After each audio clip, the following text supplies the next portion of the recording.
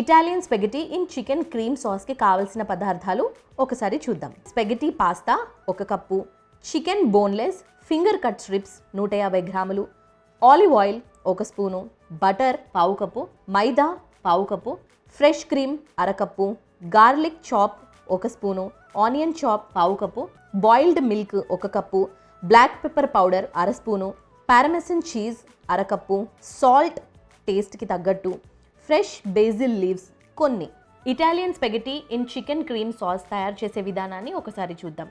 ముందుగా స్టవ్ వెలిగించి పాన్ పెట్టుకొని నీళ్లు కొద్దిగా ఉప్పు వేసి వేడి చేసుకోవాలి. మరోవైపు స్టవ్ వెలిగించి పాన్ పెట్టుకొని ఆలివ్ ఆయిల్ వేసి వేడి చేసుకోవాలి.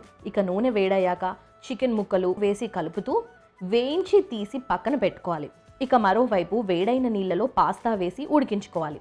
ఆ తర్వాత పాన్లో బటర్ వేసి బటర్ కరిగాక వెల్లుల్లి ముక్కలు, ఉల్లిపాయ ముక్కలు వేసి కాసేపు వేయించిన తర్వాత మైదా, పాలు వేసి బాగా మిక్స్ చేసుకోవాలి. తర్వాత ఫ్రై చేసిన చికెన్ ముక్కలు, బేసిల్ లీవ్స్, అలాగే ఫ్రెష్ క్రీమ్, మిరియాల పొడి, రుచికి సరిపడా ఉప్పు వేసి మరోసారి బాగా కలుపుకోవాలి. సో ఇప్పుడు రెడీ అయిన పాస్తాని సాస్లో వేసి కలుపుకొని చివరగా పారమెసన్ చీజ్ వేసి కలుపుకొని సర్వింగ్ ప్లేట్లోకి తీసుకుంటే క్రీమీగా Italian spaghetti in chicken cream sauce ready.